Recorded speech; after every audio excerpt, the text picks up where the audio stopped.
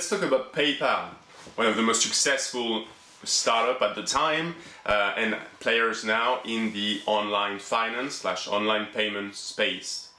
Fantastic success story, arguably one of, or the largest bank in the world, kind of, with more than 100 million users. So that's quite astonishing in terms of proportions, right? How good are they engaging with their clients? So with the end user, someone paying for a service or a good, and or their merchants. Well, based on my experience, they're not very advanced. It's a bit like Apple, so maybe they think they don't need it, or they can't find ways to do it better. Is it really again worthwhile spending time doing social media? I think so. I think there's great ways to enroll more merchants, to spread the word, to engage with them, to drive more business and more revenue, cleverly engaging with people like myself, whether it's a small company, okay, in the UK or anywhere in the world, or one of their largest customers. So last week, I was quite excited at first. I received an email from PayPal, exclusive invitation to join the PayPal Merchant Panel. I was like, wow, that's cool actually. Social media, loads of credit card companies and banks and more are launching innovation systems, platforms. They want to engage with their customers. Okay, when I saw panel, I was like, okay. As far as I'm concerned, panel is more something to the past. There's still value there, but it's more about real-time, ongoing engagement with people, making them comfortable, sharing their thoughts, so not being too directed. Anyway. But anyway, I received that, I was quite happy, and wow, it's exclusive, so I made it. It's probably like a few thousands or dozens of thousands people or company owners, but anyway.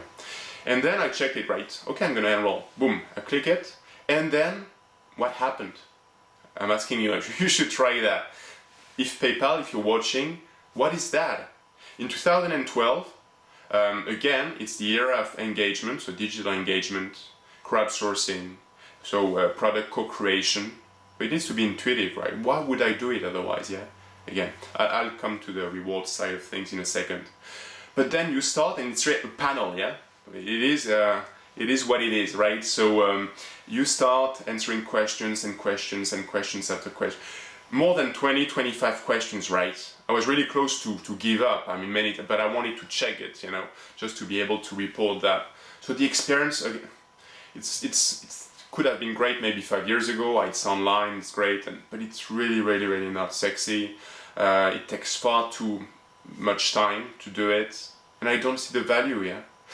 So again, I went to the end, I confirmed my account, and now I'm waiting. We'll see what's next. They will probably invite me to contribute on a regular basis.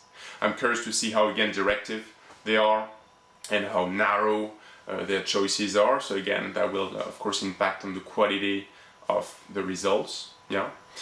And the reward. In social media, the key success element, okay, is two things. One, I need to be convinced of the value of doing something, liking your page, reading your blog, taking part into your panel, right? I need to understand the value, and I need to find it rewarding. Here, I mean, the reward, they throw like potentially a $1,000 price, so it's financial reward. I mean, honestly, to me that doesn't work, yeah. And I'm probably not the only one. I don't have time. I need to really understand what I'll get. So please be a bit clearer, and please do something more sexy. Yeah? Again, that's the first step, the enrollment. Then we'll see how it goes later. We'll see if it gets a bit more sexy or interesting. But honestly, I doubt it. At least, I'll hope that afterwards, when you're registered and they start asking questions, okay, I hope that then the interface will be better. For instance, BNP Paribas Cardiff in the Netherlands, they provide an application on iPhone, okay, the Cardiff Panel app or something like that, you can check it. And basically, on that app, they ask questions on a regular basis and you can contribute, right? So at least the front end is a bit more interesting, a bit more intuitive, right? it's not like it doesn't require another extra effort to go somewhere and respond to questions you don't really care about. Yeah. But the £1,000 deal, I think that's not the right reward. They need to rethink that.